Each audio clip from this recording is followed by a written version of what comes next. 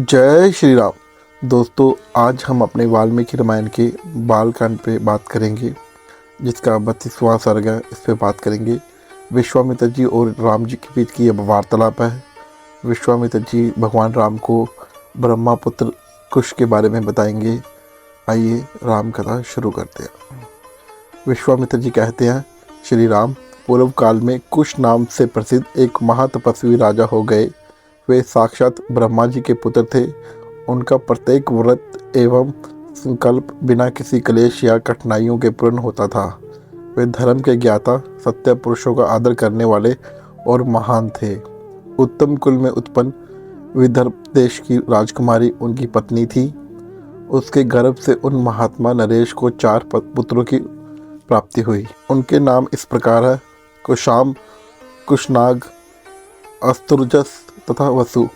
सब के सब तेजस्वी तथा महान उत्साही थे। राजा कुश ने प्रजा रक्षण रूप क्षत्रिय यज्ञ मरकर में पालन की इच्छा से अपने उन धर्मनिष्ठ तथा सत्यवादी पुत्रों से कहा, पुत्रों, प्रजा का पालन करो, इससे तुम्हारा धर्म का पूरा फल प्राप्त होगा।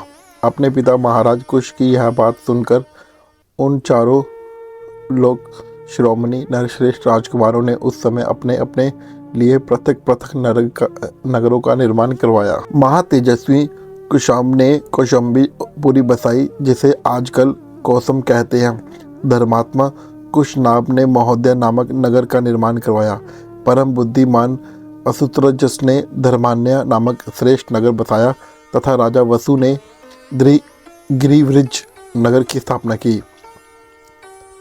महात्मा वसु की यह गिरिव्रज नामक राजधानी वसुमती के नाम से प्रसिद्ध हुई। इसके चारों ओर ये 5 श्रेष्ठ पर्वत सुशोभित होते थे। यह रमणीय सोन नदी दक्षिण पश्चिम की ओर से बढ़ती हुई मगध देश में आई, इसलिए यहाँ सुमगधी नाम से विख्यात हुई। यह इन 5 श्रेष्ठ पर्वतों के बीच में माला की भांति सुशोभित हो रही है। श्री राम, इस प्रकार मगधी नाम से प्रसिद्ध हुई यह सोन नदी पूर्वोक्त महात्मा वसु संबंध रखती है। रघुनंदन, यह दक्षिण पश्चिम से आकर पूर्वोत्तर दिशा की ओर प्रवाहित हुई है। इसके दोनों तटों पर सुंदर क्षेत्र उपजाऊ खेत हैं। अत यह सदा मालाओं से अलंकृत हरी भरी खेती से सुशोभित रहती है। रघुकुल को आनंदित करने वाले श्री राम धर्मात्मा राजश्री कुश नाम ने घृतची अप्सरा के गर्भ से परम उत्तम 100 कन्याओं को जन्म दिया। वे सब की सब सुंदर रूप लावण्य से सुशोभित थी। धीरे धीरे युवावस्था ने आकर उनका सौंदर्य और भी बढ़ा दिया। रघुवीर एक दिन वस्त्र और आभूषणों से सुशोभित हो वे सभी राजकन्याएं उद्यान भूमि से आकर वर्षा ऋतु में प्रकाशित होने वाली विगमालिनियों भांति शोभा पाने लगी। सुंदर अलंकारों से अलंकृत हुई वे अग्नाएं गाती बजाती और नृत्य करती हुई वहाँ परम प्रमोद में मगन हो गई। उनके सभी अंग बड़े मनोहर थे, इसलिए भूतल पर उनके रूप सौंदर्य की कहीं भी तुलना नहीं की जा सकती।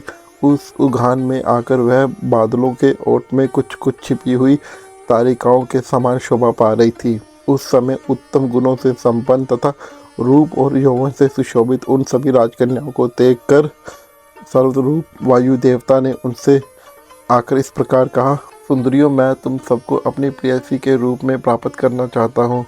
तुम सब मेरी भार्या बनोगी। मनुष्य भाव त्याग करो और मुझे अंगीकार करके देवांगनाओं भांति दीर्घ आयु प्राप्त कर लो। बताया गया कि जो राजा कुश थे उनको 100 पुत्रियाँ प्राप्त हुई थी। वो बहुत सुंदर कन्याएं थी।